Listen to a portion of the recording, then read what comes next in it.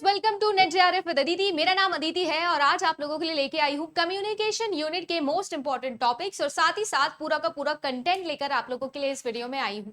तो अगर आप लोगों ने अभी तक बाकी सभी यूनिट्स नहीं देखी हैं तो बाकी सभी यूनिट्स के भी वीडियो मैंने बनाए हैं, उन सभी के वीडियोस आप लोगों को मिल जाएंगे चैनल के ऊपर, तो जाकर आप लोग देख लीजिए। सभी यूनिट्स को एक एक करके डिकोड कर रही हूँ सो दैट आप लोगों के एग्जाम के लास्ट टाइम में आपको पता हो कि कोई इंपॉर्टेंट टॉपिक आपसे मिस ना हो जाए। और अगर लास्ट के टाइम की बात करें तो सबसे इंपॉर्टेंट टॉपिक्स करना ही सबसे ज्यादा फायदेमंद आप लोगों के लिए रहेगा। तो वो सारी चीजें के लिए ये वीडियोस आप लोगों के लिए आ रहे हैं। आज जैसा कि थंबनेल पर मैंने लिखा, मैं आप लोगों से डिस्कस कर रही हूँ one of the most difficult topic जो लगता है पेपर 1 के अंदर। अब आप लोग ये सोच रहे होंगे कि ये आयरनी मैंने लिखा है या किस तरीके से मैं ये बोल रही हूँ। तो बात ऐसी है कि वाकई में एक ऐसा यूनिट है जिसको फॉर ग्रांटेड लिया जाता है, बट स्टिल अगर बात की जाए तो पेपर 1 के अंदर सबसे ज्यादा इंटीग्रेट करके क्वेश्चंस अगर किसी यूनिट में से पूछे जाते हैं तो वो है आप लोगों का कम्युनिकेशन। और कम्युनिकेशन यूनिट के कुछ ऐसे इंपॉर्टेंट मिसलेनियस टेक्निकल टर्म्स हैं जो आप लोगों के एग्जाम में देखने मिलते हैं। हर साल एक नया टर्म है जो देखने मिलता है, तो वो सभी चीजें आप लोगों को पढ़नी होंगी। और क्या क्या वो टर्म्स हैं, जितना प्रीवियस ईयर पेपर एनालिसिस के बिहाफ पर मैं बना पाई वो सारी चीजें इस वीडियो में आप लोगों को मिलने वाली है। तो चलिए स्टार्ट करते हैं। बिफोर स्टार्टिंग द वीडियो, अगर आप लोगों ने अभी तक चैनल को सब्सक्राइब नहीं किया है तो सब्सक्राइब कर लीजिएगा। आप सभी लोगों की बेस्ट विशेस की वजह से और सपोर्ट की वजह से हम ऑलरेडी 5K की फैमिली बन गए हैं और बहुत ही जल्दी कोशिश करेंगे कि और ज्यादा लोगों तक ये पहुंचा सके। मोटिव सबसे इंपॉर्टेंट एक ही है, आई वॉन्ट की लर्निंग सिस्टम की तरफ हम लोग काम कर सके, जैसा कि पहला वीडियो में बोला था। तो जरूर हेल्प करिएगा। अगर आप लोग शेयर करेंगे, वीडियो को लाइक करेंगे, कॉमेंट करेंगे तो मुझे बहुत मोटिवेशन मिलेगा। अगर अच्छा लगता है, मेहनत लगती है तो लाइक जरूर कर दिया करिए। चलिए स्टार्ट करते हैं आप लोगों के लिए कम्युनिकेशन यूनिट के बारे में बात करना। कम्युनिकेशन बहुत आसान शब्दों में अगर मैं आपको बताना चाहूं तो और कुछ नहीं होता है। कम्युनिकेशन मतलब होता है कि किस तरीके से एक बंदा दूसरे बंदे को अपनी थॉट प्रोसेस समझा रहा है। अब उसके लिए बहुत सारी चीजें रिक्वायर्ड होती है, जैसे कि लैंग्वेज रिक्वायर्ड होती है, कॉन्टेक्स्ट रिक्वायर्ड होता है, ठीक है, एबिलिटीज रिक्वायर्ड होती है, बोलने की एबिलिटी होनी चाहिए, सुनने की एबिलिटी होनी चाहिए, किस तरीके से बोला जाता है वो सारी चीजें होती है, सिंटेक्स सीमेंटेक्स, ये सारी की सारी चीजें आती है थॉट प्रोसेस को एक्सचेंज करने के लिए। पर इन शॉर्ट कम्युनिकेशन का मतलब यही है, बिना कम्युनिकेशन के कोई भी चीज पॉसिबल नहीं है। बट कम्युनिकेशन के अंदर कुछ ऐसी टर्म्स हैं जो आप लोगों को ध्यान रखनी है। जैसे कि मैं आपको बताऊं, डेफिनेशन ऑफ कम्युनिकेशन हमारे एग्जाम पॉइंट ऑफ व्यू से, कैरेक्टरिस्टिक कैसे होने चाहिए, कम्युनिकेशन कैसा होना चाहिए, कम्युनिकेशन प्रोसेस क्या होती है, sender, message, encoding, channel, receiver, decoding, feedback, ये जो सारे का सारा आप लोगों को सीक्वेंस में यहाँ पर दिखा रही हूँ, ये सीक्वेंशियल प्रोसेस है और ये सीक्वेंस ही आप लोगों के एग्जाम में पूछा जाता है। टाइप्स ऑफ फीडबैक क्या होते हैं, साइमल्टेनियस फीडबैक होता है, डिलेड फीडबैक होता है, ये क्या होता है, सिंक्रोनस क्या होता है, एसिंक्रोनस क्या होता है, टाइप्स ऑफ कम्युनिकेशन हो गया, verbal communication, non verbal communication, return, listening, visual communication. इसके अलावा भी बहुत सारे बियॉन्ड, ये जो चार्ट मैंने बनाया है यहाँ पर, इसके बियॉन्ड बहुत सारे कम्युनिकेशन है जो मैं एक एक करके आपको दिखाने वाली हूँ यहाँ पर। बट ये कुछ कॉमन चीजें हैं जो आप सभी लोगों ने कम्युनिकेशन यूनिट में पढ़ी होगी और अगर नहीं भी पढ़ी होंगी तो सिलेबस में तो डेफिनेटली इस चीज को देखा होगा। सबसे पहले तो दो चीजें आप हमेशा याद रखिएगा, एक पुराने सिलेबस के अंदर जो चीजें पूछी जा रही है और एक जो नई चीजें आप लोगों के सिलेबस में ऐड हुई है। पुरानी चीजों से और ज्यादा डिटेल्ड क्वेश्चन आने लगेंगे और जो नई चीजें उनमें से ऊपर ऊपर के क्वेश्चन आने लगेंगे। जैसे कि 2019 के अंदर ही आप लोगों का 2019-20 के अंदर ही mass media and society add हुआ है। तो अब आप लोग ध्यान रखिएगा कि मास मीडिया एंड सोसाइटी से ठीक ठीक क्वेश्चंस आएंगे। वेयर इज अब मैं बोलूं characteristic of communication, 7 C's of communication, effective communication, classroom communication, तो इनसे डिटेल्ड क्वेश्चन आने के चांसेस बनते हैं। अगर मैं बोलूं कि on an average 5 question communication के आते हैं तो आप मान के चलिएगा कि 3 तो बिल्कुल बेसिक आएंगे बट 2 बिल्कुल आउट ऑफ द बॉक्स आएंगे। बिल्कुल आउट ऑफ द बॉक्स से मेरा मतलब ये है कि आप लोगों की जो क्वेश्चंस है वो सर्कुलेट होंगे कुछ मिसलेनियस टर्म्स के अराउंड, या कुछ ऐसे टर्म्स होंगे जो आपने पढ़े हैं पुराने ही सिलेबस के अंदर थे बट और ज्यादा डिटेल के अंदर आ गए हैं।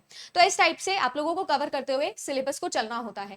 इससे पहले कि मैं वीडियो को स्टार्ट करूं और आप लोगों को एक एक करके पूरी स्लाइड दिखाऊं, मैं आप लोगों को एक बहुत बेसिक से एग्जाम्पल से समझाना चाहती हूँ कि आखिर कम्युनिकेशन और ये इफेक्टिव कम्युनिकेशन दोनों में डिफरेंस क्या है। तो देखिए गाइज, मैंने एक स्टेटमेंट लिया है कि आई वॉन्ट वाटर, ये एक क्या है, ये बेसिक नेसेसिटी थी कि मेरे को पानी चाहिए, तो मैंने किसी को बोल दिया दैट आई वांट वाटर, ये कम्युनिकेशन है। पर इसको इफेक्टिव कैसे बनाया जा सकता है, that I want a glass of lukewarm water from the blue jug. मतलब कि यहां पर आपने और भी बहुत सारी चीजें हैं जो स्पेसिफाई कर दिए हैं।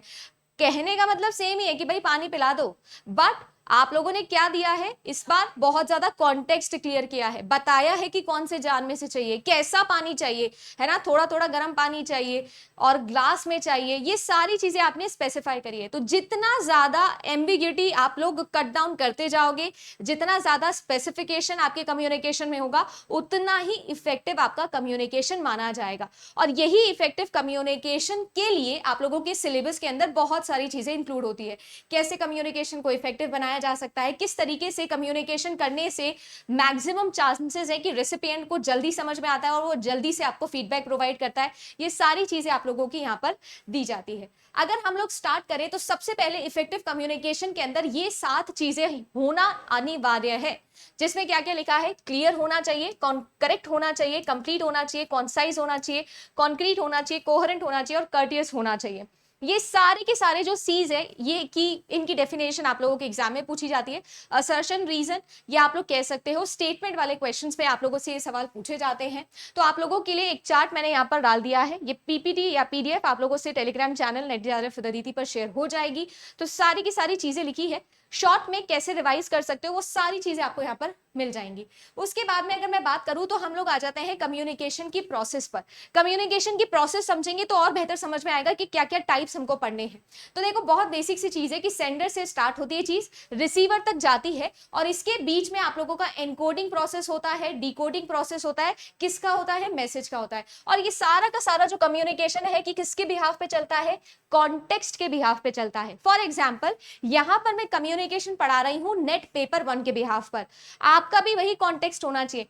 अब आप 10th क्लास के स्टूडेंट और आप ये वीडियो देख लो तो आपके लिए बिल्कुल आउट ऑफ द कॉन्टेक्स्ट हो जाने वाली है। मैं अगर अपना थॉट प्रोसेस आपसे शेयर कर रही हूं तो आप और मैं सेम पेज पे होने चाहिए, हम दोनों के पीछे सेम कॉन्टेक्स्ट होना जरूरी है, सेम एनवायरमेंट होना जरूरी है। सिमिलरली आपका फीडबैक होता है जो कि रेसिपिएंट की तरफ से आता है। आपसे पिछले साल ही क्वेश्चन पूछा गया कि अगर मैं पूरे के पूरे कम्युनिकेशन साइकिल को उल्टा कर दूं तो बेसिकली जो रेसिपिएंट है वो सोर्स बन जाएगा, तो उसके अंदर जो मैसेज होगा वो कहां से स्टार्ट होगा, तो मैसेज या आपके जो कम्युनिकेशन प्रोसेस है वो फीडबैक से स्टार्ट होगी। ऐसे घुमा फिरा के सवाल पूछे जाते हैं, राइट। और नॉइज सबसे इंपॉर्टेंट चीज है। नॉइज का मतलब सिर्फ नॉइज नहीं होता है, वो साउंड वाली नॉइज नहीं होता है। नॉइज का जो मतलब होता है वो किसी भी तरीके की डिस्टर्बेंस होती है। क्लास में आप बैठे हो, अब बाहर से कोई आपको बुलाने आ गया है, ये भी एक तरीके का डिस्टर्बेंस है, नॉइज है, ठीक है ना। बोर्ड पे जो मैम लिख रही हैं वो आपको दिख नहीं रहा है, ये भी एक तरीके का नॉइज है। बेसिकली बैरियर्स ऑफ कम्युनिकेशन में सारी चीजें आती है, नॉइज उसका एक सुपर डोमेन वर्ड है, ठीक है। तो ये सारी चीजें आप लोगों को पढ़नी है। फीडबैक क्या होता है, कितने टाइप के फीडबैक होते हैं, और इन्हीं के बिहाफ पर जो आपके टाइप्स ऑफ कम्युनिकेशन है हम उनको स्टडी कर सकते हैं। तो यहाँ पर मैंने कोशिश करी है कि मैक्सिमम सारे के सारे टाइप्स मैं यहाँ पर लिख दूं। तो जैसे कि आप लोग जानते हो कि एक तो होता है मीडिया या मेथड या मोड के अकॉर्डिंग आप लोगों के, तो उसके अकॉर्डिंग आप लोगों के पास में वर्बल कम्युनिकेशन होता है और नॉन वर्बल कम्युनिकेशन होता है, जो दो ब्रॉडेस्ट डोमेन है कम्युनिकेशन की। Oral, written, visual, audial visual दोनों हो सकते हैं। देन आता है आप लोगों का नॉन वर्बल। नॉन वर्बल के अंदर आते हैं, देखो आप लोगों के पैरा लैंग्वेज भी नॉन वर्बल के अंदर आते हैं, जेस्चर्स, बॉडी लैंग्वेज हो गया, आई कांटेक्ट हो गया, और इसके अंदर एक और आप लोग ऐड कर लीजिए, that is para. Para language जो होता है दिस इज अबाउट वॉइस, यानी कि वॉइस के बारे में जब बात करी जाती है कम्युनिकेशन प्रोसेस में तो उसे हम नॉन वर्बल कम्युनिकेशन के अंदर पढ़ते हैं in the domain of para language. साथ ही साथ अगर बात करूं तो फ्लो ऑफ इंफॉर्मेशन की बात की जाती है, तो उसके बिहाफ पर हमारे पास में हॉरिजॉन्टल टाइप ऑफ कम्युनिकेशन होता है, वर्टिकल, डायगनल। वर्टिकल अपवर्ड हो सकता है या डाउनवर्ड हो सकता है। इसको हम लोग एक और डोमेन में पढ़ते हैं जिसको हम लोग बोलते हैं ऑर्गेनाइजेशनल कम्युनिकेशन। इसके अलावा आपके पास में ऑर्गेनाइजेशनल रिलेशन के बिहाफ पर भी होते हैं। एक होता है इंटरनल कम्युनिकेशन, एक होता है एक्सटर्नल कम्युनिकेशन, और एक होता है आपके पास में ग्रेपेवाइन कम्युनिकेशन। ग्रेपेवाइन कम्युनिकेशन इनफॉर्मल कम्युनिकेशन को ही बोलते हैं। एक होता है फॉर्मल कम्युनिकेशन और एक होता है इनफॉर्मल। एक चीज याद रखिएगा, पिछले साल ही 2021 के अंदर आप लोगों को स्टेटमेंट वाला क्वेश्चन पूछा गया है ऑर्गेनाइजेशनल कम्युनिकेशन के बिहाफ पर। हर साल एक ना एक क्वेश्चन जो है वो ऑर्गेनाइजेशन से पूछा जाता है, चाहे वो हॉरिजॉन्टल हो, वर्टिकल हो, डायगनल हो, इनफॉर्मल हो, फॉर्मल हो, ग्रेपेवाइन हो, ये सारे के सारे टर्म्स आप लोगों से पूछे जाते हैं। अगर मैं बात करूं तो टाइप्स ऑफ वर्बल कम्युनिकेशन में और भी सब डिवीजन हो जाता है, जैसे कि पब्लिक कम्युनिकेशन हो गया, इंटरपर्सनल हो गया, इंट्रापर्सनल हो गया, और स्मॉल ग्रुप कम्युनिकेशन हो गया। इसी में कुछ लोग जो है वो ट्रांसपर्सनल भी पढ़ते हैं, ठीक है ना, ट्रांसपर्सनल भी पढ़ते हैं। देखो ट्रांसपर्सनल और इंट्रापर्सनल, इंट्रा मतलब होता है विद इन वन सेल्फ, जब हम खुद ही से बात करते हैं। इंटरपर्सनल, दो या दो से ज्यादा व्यक्ति से जब भी बात किया जाता है, या दो व्यक्ति जब बात करते हैं। ग्रुप मतलब होता है जब बहुत सारे लोग बात करते हैं। और मास मतलब होता है जब एक बोलने वाला व्यक्ति है या एक सोर्स है और आप लोगों का बड़ा सा रेसिपिएंट है, बड़ा लार्ज ऑडियंस के बीच में बात की जा रही है। ठीक है, तो स्मॉल ग्रुप वो हो गया। पब्लिक कम्युनिकेशन फॉर्मल कम्युनिकेशन को बोलते हैं। बट ये जो ट्रांसैक्शनल कम्युनिकेशन है, इसका क्या मतलब होता है? इसका मतलब होता है जैसे कि भूत प्रेत की बातें करना, भगवान से बात करना, ये जो सारी चीजें होती है जिसमें माइंड प्रोसेस भी इंक्लूडेड होता है, इसको हम लोग बोलते हैं ट्रांसपर्सनल कम्युनिकेशन। ये इंट्रापर्सनल और ट्रांसपर्सनल का जो कंफ्यूजन है उसको क्लियर रखिएगा, ये चीज इंपॉर्टेंट है, आप लोगों के एग्जाम में पूछी जाती है।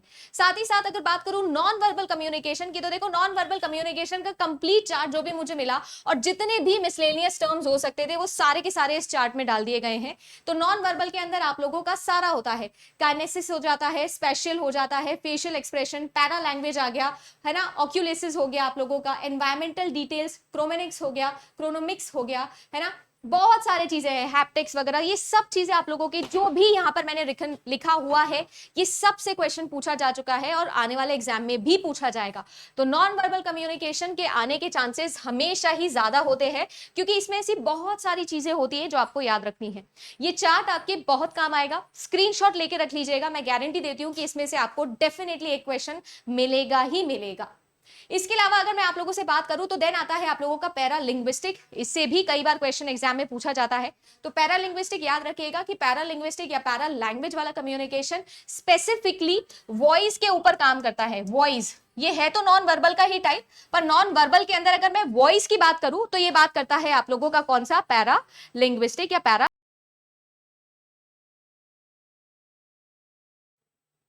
लिंग्विस्टिक या पैरा लैंग्वेज से बोला जाता है। इसके बाद में आप लोगों से मैं एक टॉपिक डिस्कस करूंगी या आप लोगों को बोलूंगी कि वो टॉपिक आपको पढ़ के जाना है, that is models of communication. अब कम्युनिकेशन में ये मॉडल्स का क्या मतलब है? देखिए, सबसे पहली बात तो कि ये मॉडल्स जो है इनका क्या मतलब होता है रियल वर्ल्ड के अंदर। ये जो मॉडल्स हैं ये कहां से आए हैं, इनकी क्या वैल्यू सिस्टम है, और कितने मॉडल्स ऑलरेडी हम लोग जानते हैं। जैसे शैनन वीवर का नाम आपने सुना होगा, बर्लो का नाम आप लोगों ने सुना होगा, एरिस्टोटल आपने नाम सुना होगा। ये कुछ 6 बेसिक मॉडल्स हैं जो आप लोगों के एग्जाम में पूछे जाते हैं।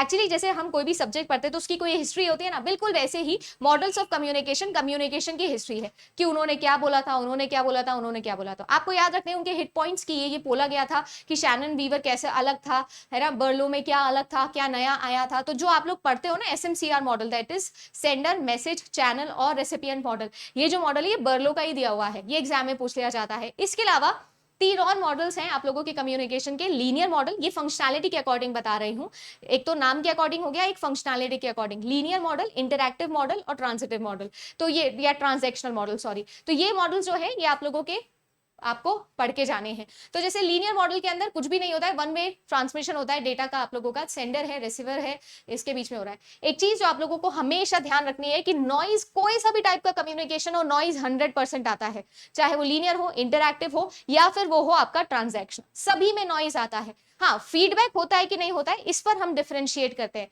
तो यहां पर जैसा कि आपको दिख रहा है फीडबैक नहीं होता। नेक्स्ट आता है आप लोगों का ट्रांजैक्शनल, और ये जो ट्रांजैक्शनल मॉडल होता है इसमें जैसे कि आप देख पा रहे हो आपके कम्युनिकेटर हैं।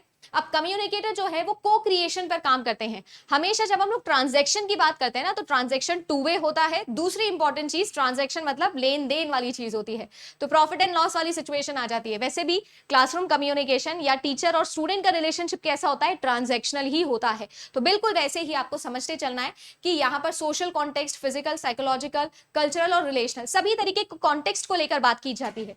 यहाँ पर जो फीडबैक होता है वो प्रेजेंट होता है। बट एक क्वेश्चन मैं आप लोगों से पूछ के जा रही हूँ कि ट्रांजैक्शनल में डिलेड फीडबैक अलाउड होता है या साइमल्टेनियस फीडबैक होता है? ये आप लोग कमेंट करके मुझे पिन करके बताइएगा कि आपको क्या लगता है, क्योंकि यही डिफरेंशिएट करता है ट्रांजैक्शनल मॉडल को इंटरैक्टिव मॉडल से। इंटरैक्टिव मॉडल भी बिल्कुल सेम तरीके से काम करता है। दो आप लोगों के कम्युनिकेटर है जिसको हम लोग सेंडर बोलते हैं और एक को हम लोग रिसीवर बोलते हैं, और यहाँ पर भी आपका कंप्लीट फीडबैक चैनल सिस्टम होता है एज इट इज, जैसे कि ट्रांजैक्शनल में होता है। बट एक में साइमल्टेनियस फीडबैक होता है और एक में डिलेड फीडबैक अलाउड होता है। तो आपको बताना है किसमें कौन सा अलाउड होता है। अगले क्लास के अंदर मैं जरूर इसका जवाब आप लोगों को देने वाली हूं। तो आपको ये भी पढ़ना होता है कि इंटरैक्टिव मॉडल के क्या क्या फीचर्स हैं, कैसे कैसे काम होता है। बिल्कुल बेसिक है, सिंपल है, बट स्टिल थोड़ा सा कॉम्प्लिकेट करके क्वेश्चन पूछ लिया जाता है। इन सबके एग्जाम्पल्स आप लोगों के एग्जाम में बहुत ज्यादा पूछे जाते हैं। कौन सा एसिंक्रोनस है, कौन सा सिंक्रोनस है, इस तरीके से पूछा जाता है। ऑनलाइन क्लास कैसी होगी, रिकॉर्डिंग क्लास कैसी होगी, है ना, ऑफलाइन क्लास कैसी होगी, इंटरैक्टिव होगी, ट्रांजैक्शनल होगी, कैसी होगी। इसके अलावा जो मैंने आपको बताया 6 important models by the name, तो नेम के अकॉर्डिंग आप याद रखेंगे। आपके एरिस्टोटल हो गया, बर्लो हो गया, शैनन हो गया, स्क्रैम्स हो गया, और एक हो गया हेलिकल मॉडल। ठीक है ना, ये कुछ इंपॉर्टेंट 5 से 6 मॉडल्स हैं जो आपको पढ़ने हैं। इनकी सारी डिटेल मैंने आप लोगों को यहाँ पर दे दी है, सो दैट आप लोगों को थोड़ी हेल्प हो पाए, और ये कंप्लीट पीडीएफ में आपको चीजें मिल जाएंगी। इसके बाद में हम लोग आ जाते हैं इफेक्टिव कम्युनिकेशन पर। और इफेक्टिव कम्युनिकेशन की अगर मैं बात करूं तो इफेक्टिव कम्युनिकेशन में ये सारे के सारे फीचर्स होना जरूरी है। दैट इज कनेक्शन होना जरूरी है, बेसिक ऑफ कोऑर्डिनेशन होना चाहिए, फ्लुएंट वर्किंग होना चाहिए, इंक्रीज इन द साइज होना चाहिए, growing specialisation, competition, decision making, trade union movement हो गया, ह्यूमन रिलेशन हो गया, पब्लिक रिलेशन, किस तरीके से पब्लिक रिलेशन के अंदर काम किया जाता है, पर्सनल क्या होता है, इंट्रापर्सनल स्किल्स, मोटिवेशन, फीडबैक, ये सारी की सारी चीजें हैं जो किसी भी कम्युनिकेशन को इफेक्टिव बनाती है। ये टर्म्स आपके सामने लिख दिए हैं, स्टेटमेंट के अंदर आप लोगों को बना के जरूर पूछे जाएंगे। ठीक है जी। देन आ जाते हैं आपके इफेक्टिव कम्युनिकेशन के बैरियर। अब इफेक्टिव कम्युनिकेशन या इफेक्टिव क्लासरूम कम्युनिकेशन आप मान लो, क्योंकि इंटीग्रेट करेगा टीचिंग एप्टीट्यूड से कम्युनिकेशन को, तो वहां से क्लासरूम कम्युनिकेशन का टॉपिक बनता है, और ये क्वेश्चन आप लोगों के एग्जाम में पूछा जाता है। तो देखिए जी, आप लोगों को याद रखना है कि टाइप्स ऑफ कम्युनिकेशन बैरियर्स में आप लोगों को 2 टाइप से चीजें पढ़नी है। एक पढ़ना है psychological, linguistic, physical, emotional, cultural, attitude, physiological, इस टाइप के बैरियर्स होते हैं। और एक आप लोगों को कॉमन बैरियर्स मिलेंगे, जैसे कि लैक ऑफ प्लानिंग की वजह से हो सकता है, लैक ऑफ ट्रस्ट, है ना, पासिंग जजमेंट की वजह से, इंप्लाइड मीनिंग की वजह से, डिस्टॉर्शन की वजह से, एम्बिग्यूटी की वजह से। कभी कभी क्या होता है कि मैं कुछ बोलना चाहती हूँ, कुछ और ही आप लोग समझ जाते हो, है ना, जैसे सरकाज़म, मैंने कुछ और बोला था, किसी और सेंस में बोला था, किसी ने किसी और सेंस के अंदर उस बात को ले ली, मजाक को सीरियस ले लिया। कभी कभी होता है जैसे कि आई कॉन्टेक्ट या जेस्चर्स के थ्रू आप लोग समझ जाते हो। अगर मान लीजिए डिस्प्यूट हो जाए फॉर्मल कम्युनिकेशन या वर्बल या नॉन वर्बल में, तो किसकी बातों पे भरोसा किया जाएगा, नॉन वर्बल की बातों का। इसमें मैंने आप लोगों को एक बहुत अच्छा एग्जाम्पल भी दिया था, जैसे कि आपको अगर याद हो तो, अगर आप घर पे लेट आते हैं पार्टी करके और मम्मी जो है वो आपसे पूछते हैं कि बेटा आप लेट क्यों हो गए, तो आप क्या बोलते हैं कि बहुत ट्रैफिक जैम था, बट कि आपकी बॉडी लैंग्वेज और आपका जेस्चर क्या कह रहा है कि ये तो पार्टी कर रहा था, कोई ट्रैफिक नहीं था। तो मम्मी जो है वो जेस्चर से, आपके आई कांटेक्ट से पता लगा लेती है, आपके कॉन्फिडेंस से पता लगा लेती है कि ये सच बोल रहा है या झूठ बोल रहा है। तो इसीलिए फॉर्मल सॉरी या वर्बल से ज्यादा भरोसा नॉन वर्बल पे किया जाता है, और नॉन वर्बल के अंदर ही ये सारी प्रॉब्लम्स आती है। यानी कि पहले से अगर एम्बिग्यूटी हो, डिस्टॉर्शन हो, टुकड़ों टुकड़ों के अंदर बात समझाई जाए तो बड़ा डिस्टर्बेंस होता है, समझ ही नहीं आता है कि क्या बोलना चाहता है। तो ये सारी चीजें बैरियर के अंदर ही आप लोगों के पूछी जाती है। ठीक है, तो ये सारे टाइप्स ऑफ बैरियर है, ये आपको पढ़ने हैं। सबसे इंपॉर्टेंट टेक्नोलॉजिकल बैरियर है आप लोगों का, क्योंकि एग्जाम में पूछा जाता है। ठीक है, ऑनलाइन क्लासेस का जमाना है, तो भाई सबसे ज्यादा टेक्नोलॉजिकली पूछा जाता है। लिंग्विस्टिक बैरियर, अगर मान लीजिए आपको हिंदी समझ आ जाती है और मैं इंग्लिश लिखूं तो बैरियर है। फिजिकल बैरियर, जैसे कि टेबल नहीं है घर में, पढ़ाई कैसे करें, और भी बहुत सारे फिजिकल बैरियर हो सकते हैं। ठीक है, आपका मोबाइल पानी में गिर गया, ये भी एक तरीके का फिजिकल बैरियर है। कल्चरल बैरियर हो सकते हैं, ऑब्वियसली बात है। देखो, आप मान लीजिए वेस्ट बंगाल से हो और कल को आप आ जाते हो गुजरात के अंदर पढ़ने, वहां पे गुजराती में पढ़ाया जा रहा है, तो आपके लिए क्या है, ये कल्चरल बैरियर हो जाता है। आपने किसी और कल्चर को देखा था, आप किसी और, इसमें वेस्टर्न कल्चर और इंडियन कल्चर वाला डिफरेंस भी आप लोग कर सकते हो। फिजियोलॉजिकल और साइकोलॉजिकल, ये दोनों चीज होती है। फिजियोलॉजिकल हमारी बॉडी से रिलेटेड जो भी प्रॉब्लम्स होते हैं, पेट में दर्द हो रही है, क्लास में कुछ भी समझ में नहीं आने वाला है, this is physiological barrier. Physiological और फिजिकल कभी कभी सेम लगते हैं, बट फिजियोलॉजिकल सिर्फ बॉडी से रिलेटेड है। फिजिकल बॉडी और उसके आसपास की जितनी भी फिजिकल चीजें उन सबसे रिलेटेड होता है। देन आपका साइकोलॉजिकल बैरियर होता है, दिमाग में बैरियर होता है। पहले से ही मान के चलते हैं कि नहीं नहीं नहीं, इस क्लास में तो मुझे समझ ही नहीं आएगा। आप सबका सबसे बड़ा साइकोलॉजिकल बैरियर बताऊं कि मैथ्स, तो उससे तो मुझे डर लगता है, नंबर्स कहीं भी आ गए तो मेरे को तो कुछ भी समझ में नहीं आएगा, और नंबर्स और कैरेक्टर एक साथ मिला के कोई क्वेश्चन पूछ लिया जाए तो ये तो मेरे को आएगा ही नहीं। This is a psychological barrier. Emotional barrier होता है सेंटिमेंटल बैरियर, जिसको हम लोग बोलते हैं, भाई सेंटी हो जाता है इंसान, वो वाले सारे बैरियर्स होते हैं, राइट। तो रोल कितने हैं, क्या क्या रोल्स हैं, ये सारी चीजें मैंने यहाँ पर आप लोगों को लिख दी है। रॉन्ग इंटरप्रिटेशन से क्या हो सकता है, इग्नोरिंग द कंटेंट, ये सारी चीजें मैंने सिर्फ और सिर्फ प्रीवियस ईयर पेपर एनालिसिस के जितने स्टेटमेंट असर्शंस थे उन सबको लेकर बनाया है। फिर आ जाती है मेरा फेवरेट टॉपिक जो है मिसलेनियस टर्म वाला टॉपिक, और मिसलेनियस टर्म जो है वो आप लोगों के एग्जाम में बहुत ज्यादा पूछी जाती है। आप एक एक करके टर्म नोट करते रहिएगा और इसकी रीडिंग जरूर लगाइएगा, जैसे कि आप लोगों का फोनेटिक्स, ठीक है ना। ये फोनेटिक्स किससे रिलेटेड होता है, देखो ये साउंड से रिलेटेड होता है बेसिकली, ठीक है। It is basically the part of English language which help us to understand the sound of various चीजें। कभी भी किसी चीज को कैसे प्रोनाउंस किया जाता है उससे भी कम्युनिकेशन का बड़ा फर्क पड़ता है ना। तो बहुत सारे वेरिएबल्स के साउंड है, जैसे वॉवल्स का अलग साउंड आता है, कॉन्सोनेंट का अलग साउंड आता है, तो साउंड से बातें समझना, इसको हम लोग बोलते हैं क्या, फोनेटिक्स, ठीक है। फोनेटिक्स के अलावा और भी होता है आप लोगों का, दैट इज होमोफोन्स। ये होमोफोन्स का मतलब क्या होता है, जब हम लोग सेम मीनिंग वाले वर्ड्स को एग्जैक्टली सेम तरीके से हम क्या एग्जैक्टली सेम तरीके से हम उन चीजों को बोलते हैं जिनके क्या होते हैं, मीनिंग अलग अलग होते हैं। जैसे कि आप लोग देखिए कुछ ऐसी स्पेलिंग्स होती हैं, वो आप लोगों की कैसी होती है, बिल्कुल सेम होती है, बट उनके अलग अलग मीनिंग होते हैं, है ना, उनके अलग अलग। जैसे कि एक्सेप्ट और एक्सेप्ट, इसमें भी कभी कभी हमारा कंफ्यूजन हो जाता है, सिर्फ ई का और ए का ही डिफरेंस है। इफेक्ट और अफेक्ट, इसमें भी ई का और ए का ही डिफरेंस है, ऑलमोस्ट सिमिलर स्पेलिंग है बट मीनिंग बिल्कुल अलग हो जाता है, और ग्रामेटिकल एरर होने के चांसेस सबसे ज्यादा यहाँ पर हो जाते हैं, कहां पर क्या लगाया जाएगा, ठीक है ना। जैसे कि देयर और देयर। अब आप बोल रहे हो कि ये तो इंग्लिश पढ़ रहे हैं कि कम्युनिकेशन पढ़ रहे हैं, भाई बात ऐसी है, देखो इंग्लिश भी एक लैंग्वेज है, जरिया है कम्युनिकेट करने का, तो इसीलिए आपको ये सारे डिफरेंसेस पता होने चाहिए। यानी कि डिफरेंट मीनिंग है पर सेम साउंड है, तो इसको हम लोग बोलते हैं होमोफोन्स, ठीक है ना। और डिफरेंट साउंड है तो उसको हम लोग बोलते हैं फोनेटिक्स, ऐसे आप याद रखिएगा। इसके अलावा देखिए जी, ऑक्यूलेसिस, हैप्टिक्स, प्रोक्सिमिक्स, अपीयरेंस और आर्टिफैक्ट्स, पैरालिंग्विस्टिक वोकल्स, है ना, क्रोनोमिक्स, ये सारे के सारे टर्म पूछे जाते हैं। टाइम का रेफरेंस आ रहा है तो क्रोनोलॉजी से याद रख सकते हो, डिस्टेंस का आ रहा है तो आप लोग, है ना, अपना प्रॉक्सिमिटी से याद रख सकते हो। आई कॉन्टेक्ट से रिलेटेड है तो क्या, टच से रिलेटेड है तो क्या, ये सारे के सारे टर्म्स हैं जो आप लोगों के लिए मैंने लिख दिए हैं। इसके अलावा जेस्चर्स और उनके भी अलग अलग मीनिंग होते हैं, ये पैरालिंग्विस्टिक ये अपना नॉन वर्बल के अंदर आते हैं, बॉडी लैंग्वेज के अंदर, तो जेस्चर और उनके अलग अलग मीनिंग भी आप लोगों को पता होनी चाहिए। एम्बलम्स का क्या मतलब है, इलस्ट्रेटर का क्या मतलब है, अफेक्ट डिस्प्ले, रेगुलेटर्स, अडेप्टर्स, क्या मतलब होता है इसका, राइट। बार बार अपने फीट जब आप टैप करते हो तो उसको हम लोग बोलते हैं अडेप्टर, इसका मतलब होता है lack of confidence, right, lack of confidence. Interview में बार बार अपने फीट को आप टैप करते हो तो इसको हम लोग लैक ऑफ कॉन्फिडेंस का एक मीनिंग समझते हैं।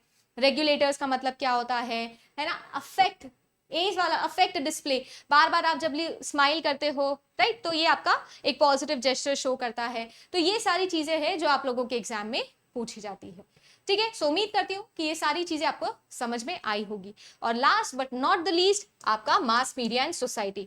मास मीडिया एंड सोसाइटी में सबसे ज्यादा क्वेश्चन अगर मैं आपको बताऊं तो पूछे जाते हैं कि इसका क्या फंक्शन है, मास कम्युनिकेशन पब्लिक कम्युनिकेशन से कैसे अलग है, या मास कम्युनिकेशन पब्लिक कम्युनिकेशन और ग्रुप कम्युनिकेशन में क्या डिफरेंस है, ऐसे सवाल आप लोगों के पूछे जाते हैं। मास मीडिया फॉर्मल होता है कि इनफॉर्मल होता है, क्या हमेशा ही फॉर्मल होता है या हमेशा इनफॉर्मल होता है, ग्रुप से कैसे अलग होता है, बोल चुकी हूँ ऑलरेडी। तो ये सारी चीजें पूछी जाती है। मास मीडिया की अगर बात की जाए तो क्या 3 मेजर प्रिंसिपल्स हैं इसके, न्यूज या इन्फॉर्मेशन प्रोवाइड करना, एंटरटेनमेंट प्रोवाइड करना और एजुकेशन प्रोवाइड करना, ये 3 बेसिक फंडामेंटल चीजें हैं जो मास मीडिया का काम है।